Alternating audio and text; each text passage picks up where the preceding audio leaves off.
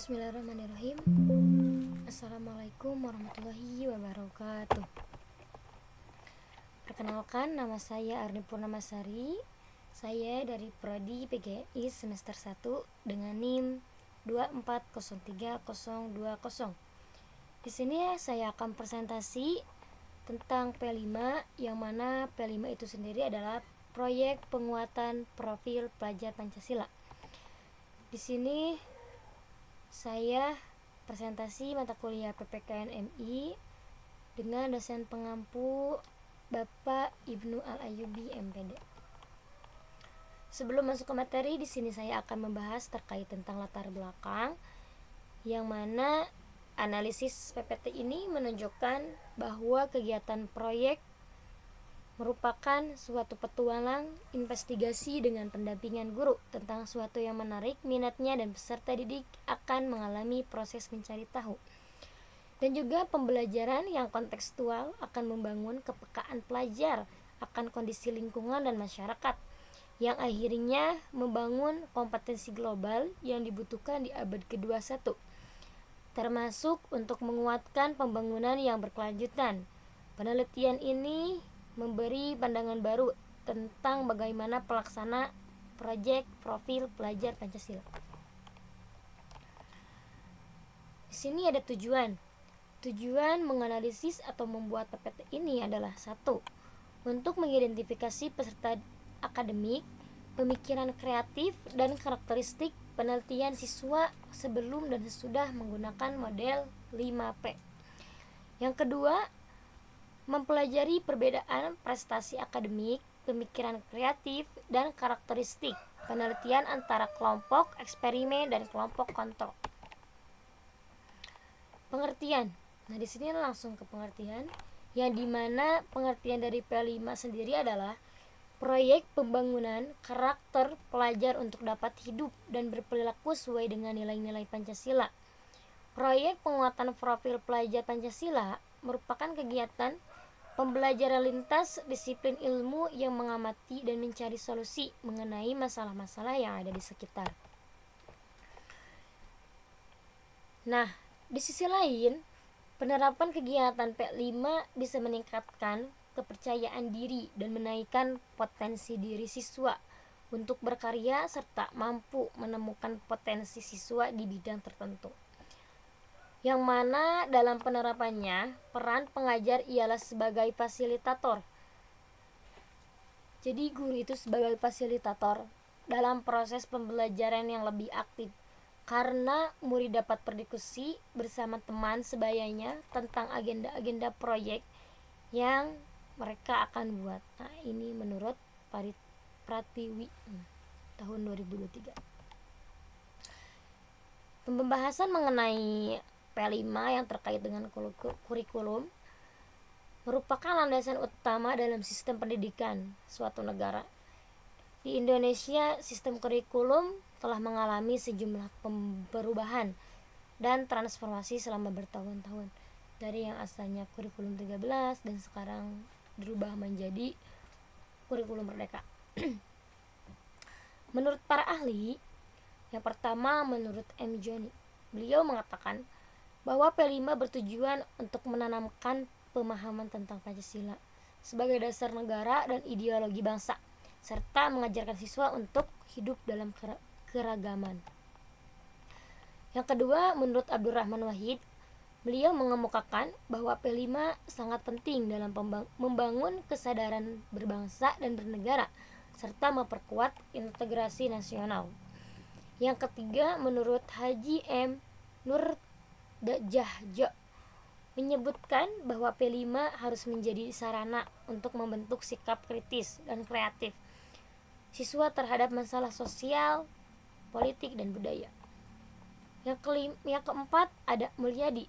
Beliau mengatakan bahwa P5 berperan dalam menanamkan nilai-nilai moral dan etika dalam kehidupan sehari-hari, yang merupakan landasan bagi terciptanya masyarakat yang harmonis.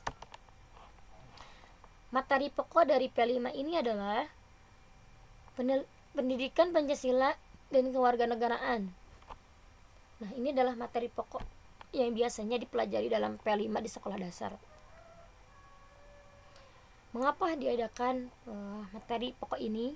Yaitu bertujuan untuk membentuk karakter dan kesadaran sosial siswa. Materi pokok-pokok ini ada 8. Yang pertama, nilai-nilai Pancasila. Yang kedua, kewarganegaraan. Yang ketiga, demokrasi. Yang keempat, keragaman budaya. Yang kelima, peraturan dan hukum. Yang keenam, lingkungan hidup.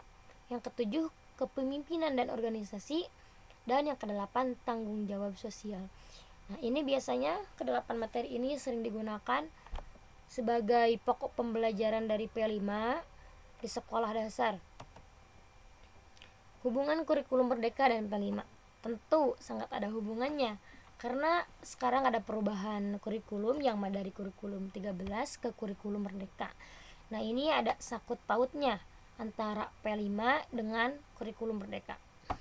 Yang pertama, dalam penguatan karakter.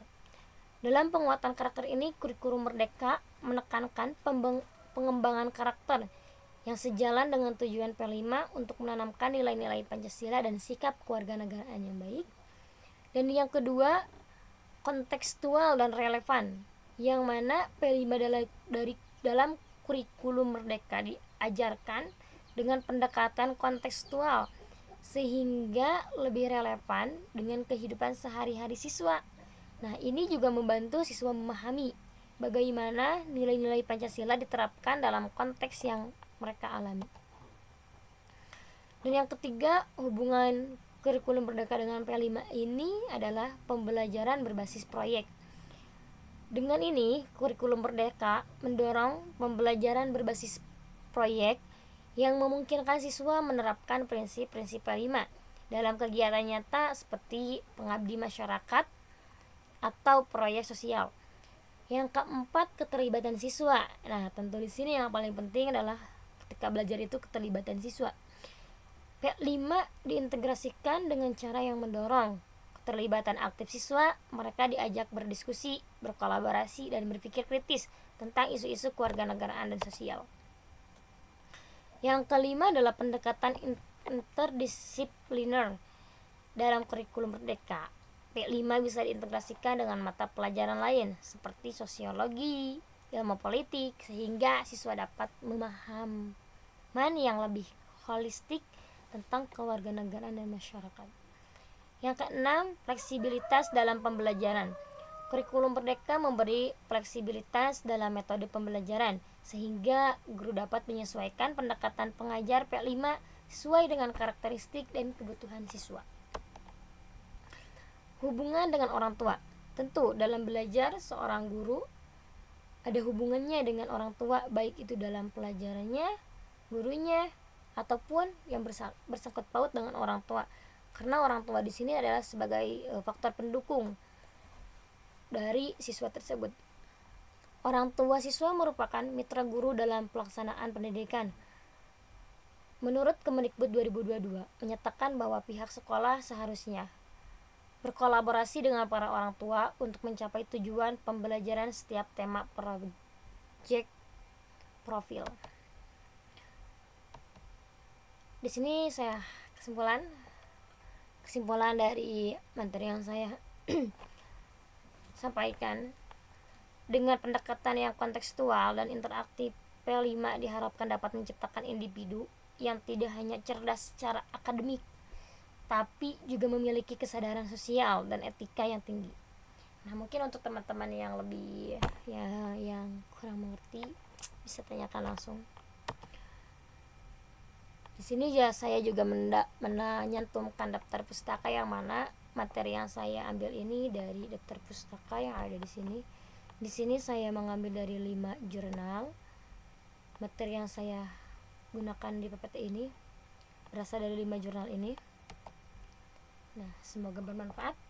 Terima kasih. Assalamualaikum warahmatullahi wabarakatuh.